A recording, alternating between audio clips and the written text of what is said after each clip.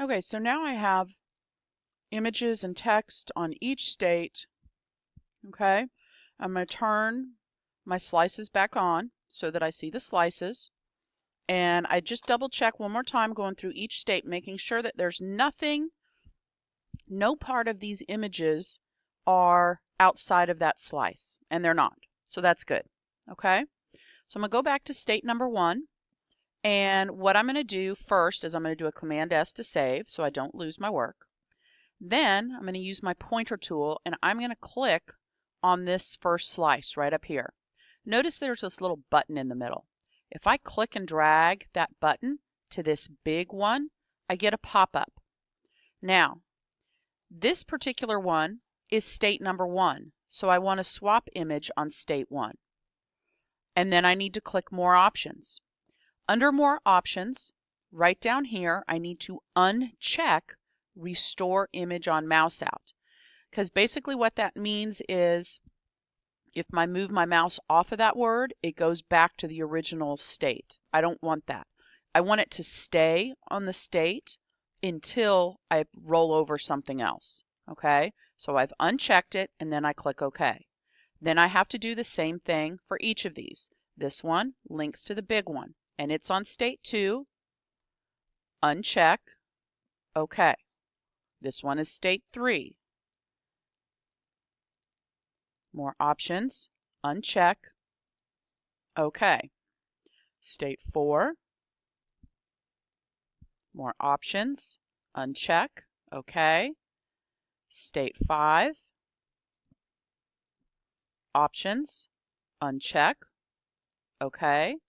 And state 6. More options. Uncheck. And OK. Now, I do want to point out that let's say that you accidentally click OK before you do the more options. If I click on that button, notice that I can delete all behaviors. So I could then do it again and make sure that I've done the more options correctly. Okay? So if you need to redo something, you click on that button and you choose delete all behaviors. Okay?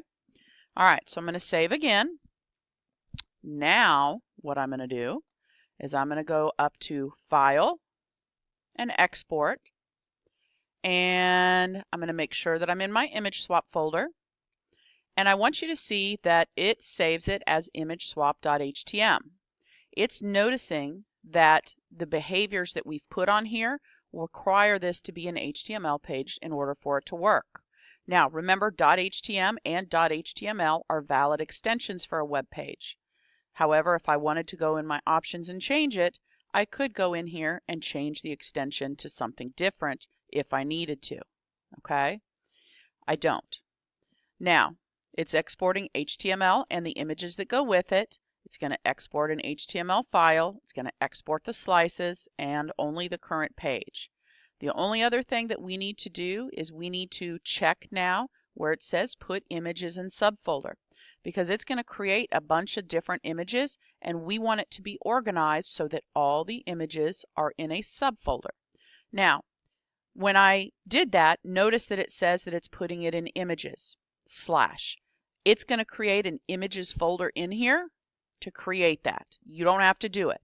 The only thing you would have to do is if you actually wanted it to go in a folder not named images, if you wanted it to make a different folder name, you could hit browse and you could make your own folder name using this and then just make sure that that was chosen down there. Okay? Now, if I hit export, you don't actually see anything happening. But if I go into my web design folder and find image swap, I see the HTML page here, and I can double click to open it. Oh, and all it did was export 1, and I know why. Let me go back. Notice this is selected. That was my bad. If you have something selected, it's only going to export the selected slice. So I've clicked off of it now, and now I have to go to File and Export again. And I am, oh, and that's where I should have known because it said selected slices only. That was checked last time. Since nothing is selected, that one is not checked. Images are going to go in the subfolder. When I hit export, it's going to say that the HTML file already exists. I'm going to continue and replace, yes. And now it's going through the steps. And now I should be able to open my HTML page. And if I roll over, that particular image shows up and it stays put.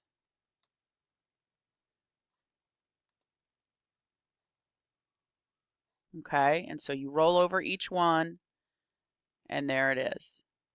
Okay, now with this, you have the ability to insert it into a web page if you so need to, because obviously all by itself it doesn't do a whole lot for you, but you could insert it into a web page if you were so inclined. Okay.